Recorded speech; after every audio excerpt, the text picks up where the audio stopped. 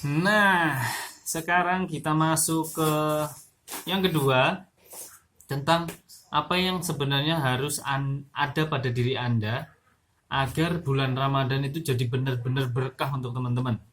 Berkah dunia, berkah akhirat. Pastikan hanya dua hal saja. Gampang banget kan? Cuma dua hal yang perlu terjadi dalam hidup Anda sebelum Ramadan benar-benar tiba. Biar semuanya berkah, dunia akhirat, rezekinya melimpah, ibadahnya berkah, ya rezekinya juga berkah ya. Apa itu dua halnya? Yang pertama adalah mengganti, sesuatu yang harus terjadi pada diri Anda adalah mengganti. Yang kedua adalah mempersiapkan. Pertama, mengganti apa? Sebelum bulan berganti Ramadan, teman-teman harus berganti mindset dulu. Kayak gimana gantinya? Kalau yang lain atau kita sebelumnya merasa Ramadan yang asik adalah Ramadan yang banyak bisa beli banyak barang, kita harus ganti. Kalau yang lain dan sebelumnya kita merasa Ramadan itu harusnya beli banyak barang biar asik. Kita enggak. Kita sekarang bukan beli banyak barang, tapi jual banyak barang. Oke, mindset itu dulu masuk ke dalam. Kalau enggak, kita enggak akan benar-benar bisa. Contohnya kita pengen enggak boros. Kalau ngiler sama barang tertentu, pasti beli lagi. Karena mindsetnya nggak diubah. Cuma lisannya doang, aku pengen hemat, gitu doang. Tapi nggak ada. Tapi sekarang saya pengen mindsetnya dibalik, saya tantang teman-teman untuk membalik mindsetnya. Oke, itu yang pertama. Yang kedua, kalau yang lain bangga dengan menunjukkan betapa banyaknya barang yang mereka bisa beli, bisa dapetin dari hasil kerja mereka, dari hasil THR mereka, kita pura-pura kagum sama mereka.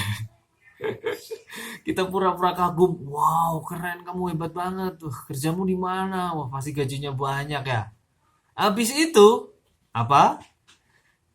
Biarkan mereka semakin senang mengeluarkan uang mereka untuk berbelanja dan pastikan belanjanya ke kita.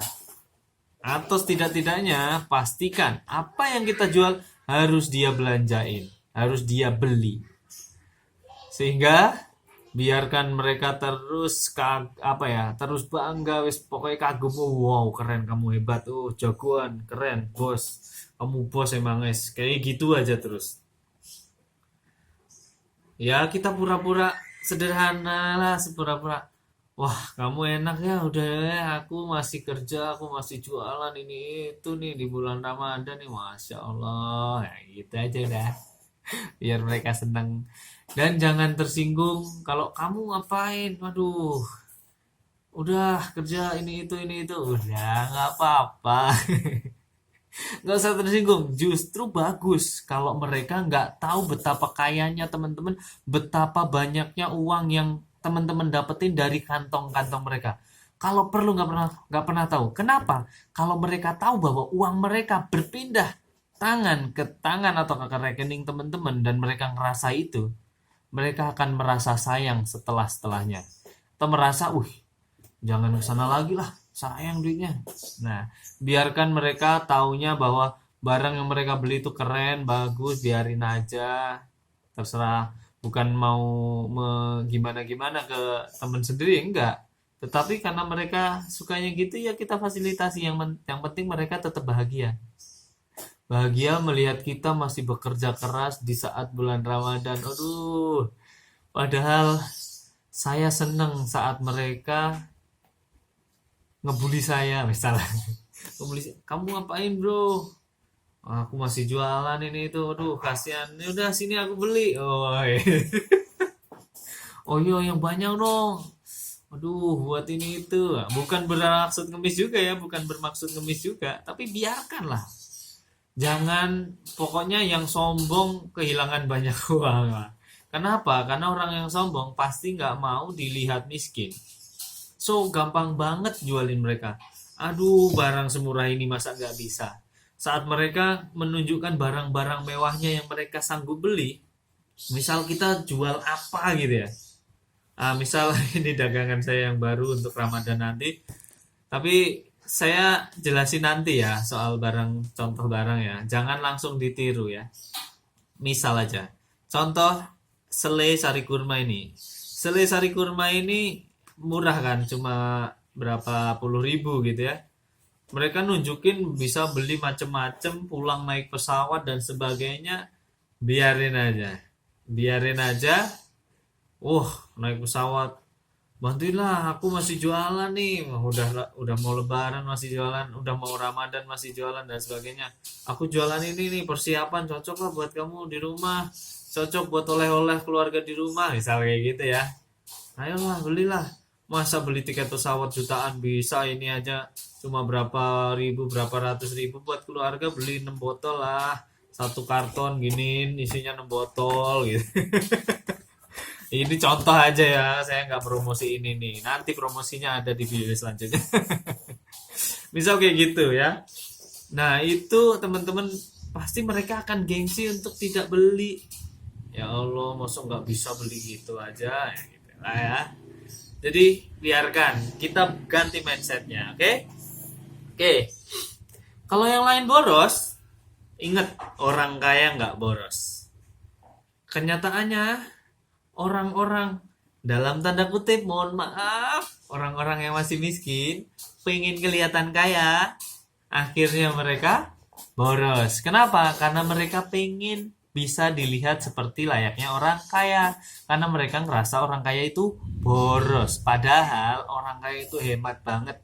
Kenapa bisa hemat? Loh, bukannya pengeluarannya kalau Ramadan bisa jalan-jalan, nggak cuma keluarga mereka doang yang diajak jalan-jalan, keluarga besar diajak jalan-jalan, malah umroh Ramadan, malah sampai umroh Ramadan. Gimana nggak boros itu? Oh nggak boros teman-teman, penghasilan mereka 10 miliar, terus mereka pakai 1 miliar, boros nggak? Enggak teman-teman, gaji plus THR 10 juta 20 juta. Pengeluaran saat Ramadan dan Lebaran berapa? 10 juta dan 20 juta juga. Itu boros. Punyanya cuma segitu, dipakai semuanya. Kalau orang kaya, punyanya segini, makainya segini. Punyanya 10 miliar, dalam Ramadan itu dia bisa mengeruk keuntungan 10 miliar. Terus dia pakai 1 miliar doang. Boros nggak? Hemat dong, hemat banget. Orang kayak yang lain pakai 5 miliar, 10 miliar, dia cuma pakai 1 miliar. Cuma orang yang dalam tanda kutip, orang yang masih kepengen kaya, belum kaya beneran, akhirnya boros-borosan. Padahal yang membuat mereka kaya itu berhematnya, bukan borosnya. Oke, paham ya? Terus kita mengganti mindset juga. Kalau yang lain mindsetnya, Ramadan itu adalah waktunya menghambur-hamburkan duit, menyebar-nyebar duit, kita nyedot-nyedot duit. Oke, kita nyedot duit. Ngumpul-ngumpulin harta sebenarnya haram. Ngumpul-ngumpulin, laknat dari Allah bagi orang-orang yang kerjaannya ngumpul-ngumpulin harta. Tetapi bisa nggak haram kalau ngumpulinya ada maksudnya.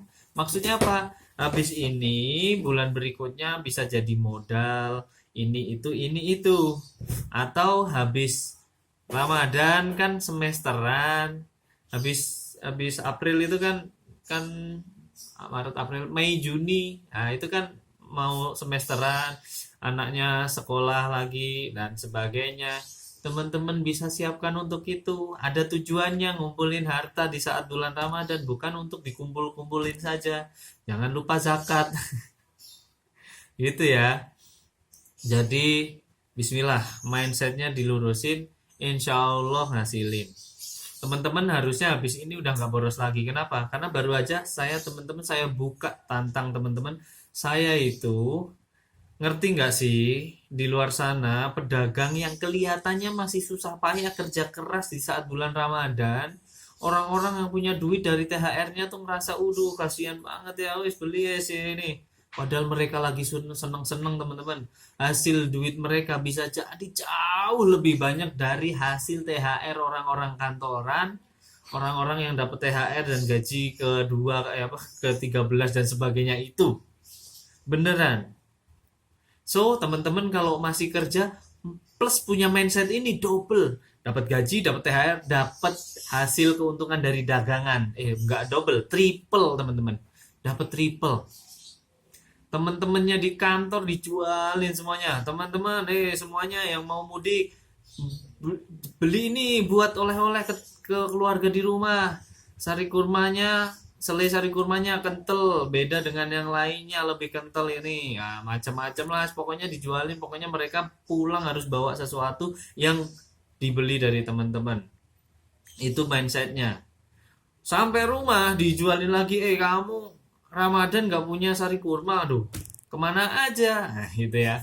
Padahal, padahal saya makan sari kurma itu baru 2 Ramadan. Sebelumnya saya nggak pernah kenal sari kurma. Dan ternyata itu gaya hidup baru ya. Nggak cuma makan kurmanya, tapi diminum dan dimakan sama roti, di selai. Ini kan kental ya, jadinya selai ini. Selai sari kurma gitu ya, saya nyebutnya. Dan ini produk bagus lah, nantilah saya promosiin. Kalau ada yang mau ikut jualan, saya bantu langsung ke pabriknya, saya negoin buat gratis ongkir kayaknya bisa. Bismillah ya. Oke, nah terus apa? Yang pertama mengganti mindset. Oke, mindsetnya ganti semuanya. Jangan ngikutin mainstream, jangan ngikutin kebanyakan orang. Yang kedua adalah persiapan. Yang tadi mengganti, yang kedua adalah mempersiapkan. Apa yang dipersiapkan? Siapkan dagangan teman-teman. Oke, dagangannya yang benar. Nanti kita akan bahas kriteria dagangan di bulan Ramadan yang benar. Benar menurut saya dan ala saya. Jualan fashion bagus nggak? Bagus. Tapi ada tapinya bagi saya. Kenapa? Karena banyak hal. Karena saya mungkin nggak punya kemampuan untuk menjualnya di bulan berikutnya. Akhirnya ya mohon maaf. Mungkin akan, tapi mungkin bisa jadi pilihan saat saya menemukan pasarnya. Nanti kita akan ngobrolin itu ya. Oke.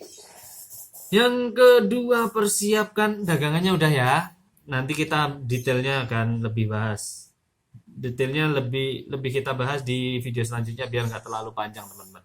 Yang kedua, persiapkan ibadahnya. Jangan fokus doang nyari duit. Ini sebenarnya tamparan buat saya sendiri. Terlalu banyak nyari duit, kadang jadi lupa ibadah, ngurangin berkahnya rezeki, jadi melimpah tapi kurang berkah ya sebenarnya nggak bagus juga. Jadi ibadahnya kencengin juga, persiapkan mentalnya, latihan puasa dari sekarang, latihan puasa ya, biar nanti nggak kaget sekarang nih lemes. Latihan puasa ini saya paksain mau tidur tapi lagi latihan puasa ya wis lah. Alhamdulillah pas saya mulbit jadi wis latih dah gitu. Biar nanti karena teman-teman dagang di masa masa puasa itu nggak enteng, berat. Karena tetap kerja di masa kita lagi nggak banyak makan kan. So teman-teman harus siapin itu, siapin mentalnya, siapin fisiknya. Ya kalau teman-teman punya waktu olahraga, ini aku juga nih tadi, aku sendiri ini ya, ini buat aku sendiri. Kalau ada yang Mas Lido emang gitu belum? Ya, aku juga baru latihan, latihan olahraga, latihan puasa. Oke, kita sama-sama latihan lah. Aku tuh nggak harus saya duluan terus ini. Aku kalau memang aku mau ngelakuin sesuatu, aku ngajak teman-teman. Kemarin awal tahun diet aku ngajakin teman-teman kan, bukan saya sudah berhasil menurunkan berat badan sekian. Silahkan gunakan teknik saya gini gini gini. Enggak. Saya langsung ngomong, saya mau turun berat badan. Lihat aja, saya insya Allah turun. Alhamdulillah. Udah turun 3 kilo. Targetnya 10 kilo dalam 1 tahun kok. Enteng. Dikit-dikit aja. Yang penting konsisten.